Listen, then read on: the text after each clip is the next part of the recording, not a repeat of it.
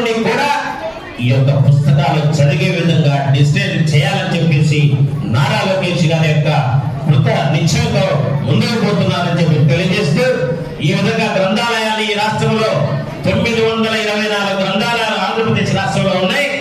ఆ గ్రంథాలయాలైన అన్నింటిని కూడా తప్పనిసరిగా ఈ 2 సంవత్సరాల్లో పూర్తిగా డిజిటలైజ్ చేసి ప్రజలకి అందుబాటులో ఉంచుతామని చెప్పి తెలియజేస్తూ, ఈ రోజున ఏదైతే నెహ్రూ గారి జయంతి, ఆ మహానుభావుడు జయంతి సందర్భంగా ఈ రోజున పిల్లల పండుగ, అటువంటి పిల్లల పండుగను ఈ గుంటూరులో నిర్వహించడం మనస్ఫూర్తిగా నేను అభినందిస్తూ, గ్రంథాలయ సిబ్బంది కూడా ఎవరైతే పాఠకులు ఉన్నారో ఆ పాఠకుల యొక్క అభిప్రాయాన్ని తీసుకుని ఇక ముందు కూడా ఏమి చేయాలో కూడా ఒక కార్యాచరణ ఈ ప్రతి ఒక్క జిల్లాలో ఒక యాక్షన్ ప్లాన్ తయారు చేసి చేస్తామని చెప్పి తెలియజేస్తూ, ఈ చక్కని అవకాశం ఇచ్చినట్టు నాకు మనస్ఫూర్తిగా మీ అందరికీ నేను అభినందనలు తెలియజేస్తూ, మరోసారి పిల్లల దినోత్సవం సందర్భంగా శుభాకాంక్షలు తెలియజేస్తా ఉన్నాను.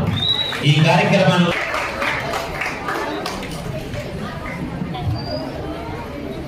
సభకి నమస్కారం.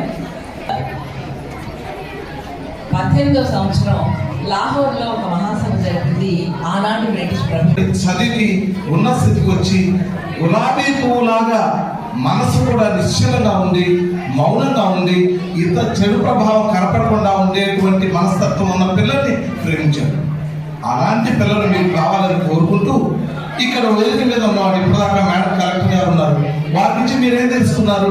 కలెక్టర్గా చదివారు. మరి అక్కడ బాబు మాట్లాడుతున్నాడు. బాబు సెకండ్ కేటగిరీ వినాలి. అలాగే గల్లా మాధవ్ గారు ఉన్నారు.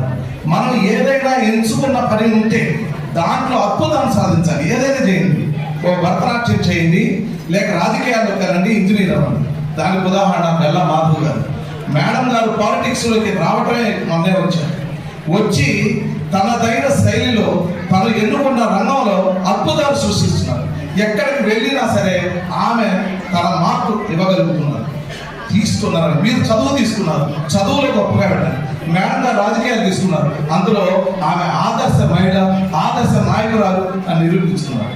తీసుకున్న రంగంలో అభివృద్ధి చెందాలి అని, మీరు అద్భుతాలు సాధించాలని కోరుకుంటూ, మరి చాలా తక్కువ టైం నాకు 2 నిమిషాలు ఇచ్చారు కాబట్టి ఇంతలో ఆపుతూ, దయచేసి అందరూ నిశ్శబ్దంగా మన ఎమ్మెల్యే గారు మేడం గారు మాట్లాడే వినండి.